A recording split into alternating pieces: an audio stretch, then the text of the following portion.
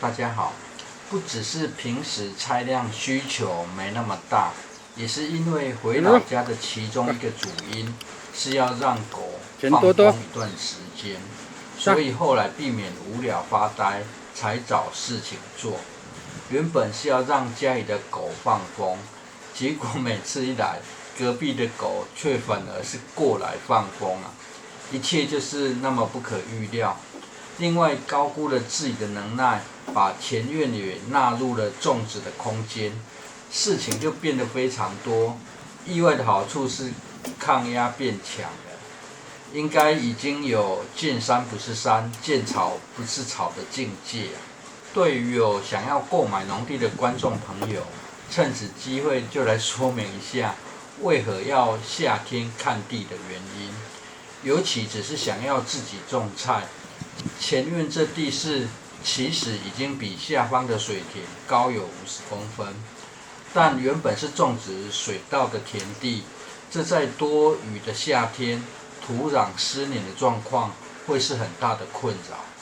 不再运土过来，要简单的克服也不是没有办法。采用区域性垫高种植，就可以增加土壤的排水效果。不然，光要除草这件事，就很容易产生这种现象。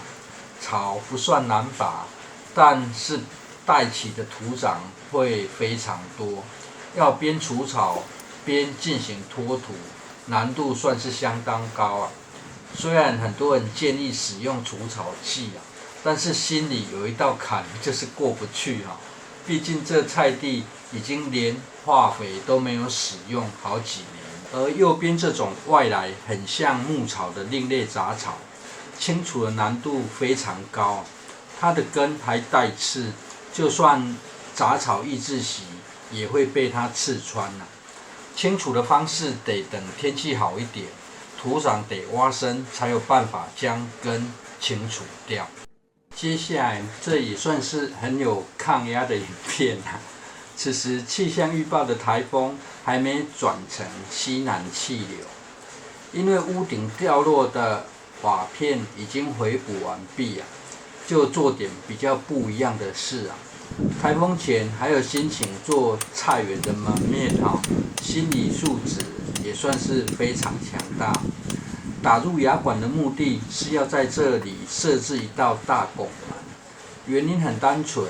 逢年过节时可以提供大合照的地方啊，特别强调大合照的原因是杂草没有清理完也不会入镜啊。照片跟照片呢，不就是拍照角度的问题？而这计划目前就慢慢的进行啊，反正很有时间，让它慢慢发酵。这拱门搭设后，应该也会有遮阳的效果。而这直立的雅管还得多做一道包覆的工序啊，因为很多人都有一个习惯，看到可以依靠，就会想去摇摇看，或是靠在上面。直接利用9重葛带刺的侧茎进行自然包覆，也可以掩盖掉雅管，多了美化的效果。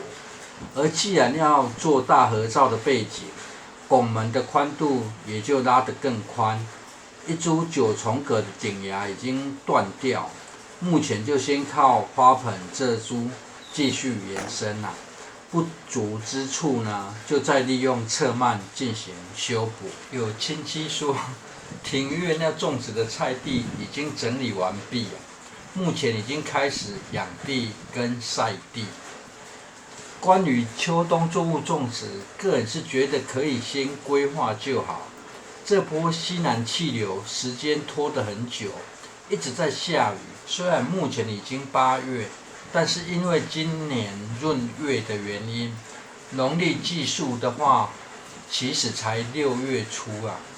离秋冬作物种植其实还有一段时间，很久以前会以中秋节当基准。现在离中秋节还有2个月啊，感觉至少也等西南气流过了之后，再决定种植与否。毕竟现在的气温，就算下雨，光晚上都还接近30度啊。当然，如果想试试耐热的品种，日照是否变短也是一个需要考量的因素。而防台的准备，就只帮这株上次被台风吹倒的九重葛再做一次修剪，降低风阻。现在这则是实测堆草槽设立在水泥地上晒干杂草所需要的时间。一旁临时搭设的火炉无烟的状态，说明在烈日下不用3天就可以晒干了。就算中间有下雨也没有差。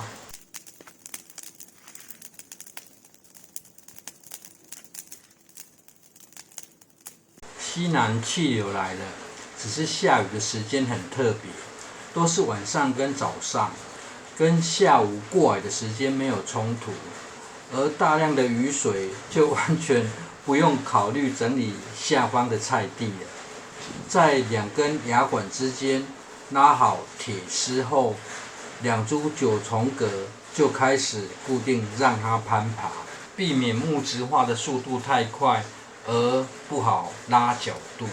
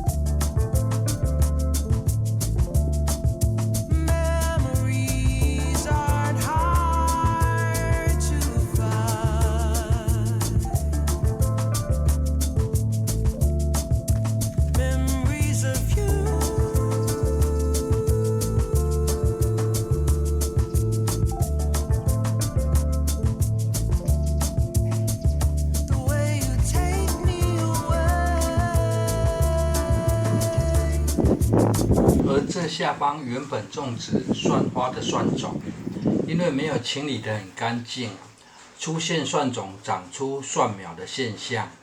地势高不怕水淹，虽然还在养地阶段，也就试试蒜种的发芽率了。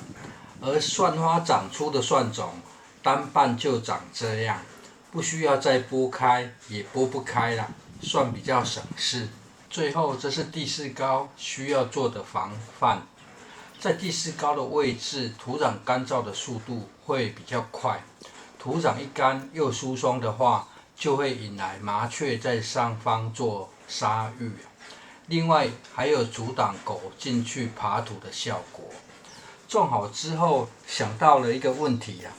今年因为稻子收割后呢，遇到台风，又紧接着下雨，忘记收稻梗用来覆盖。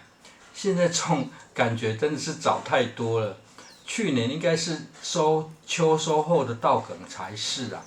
谢谢收看。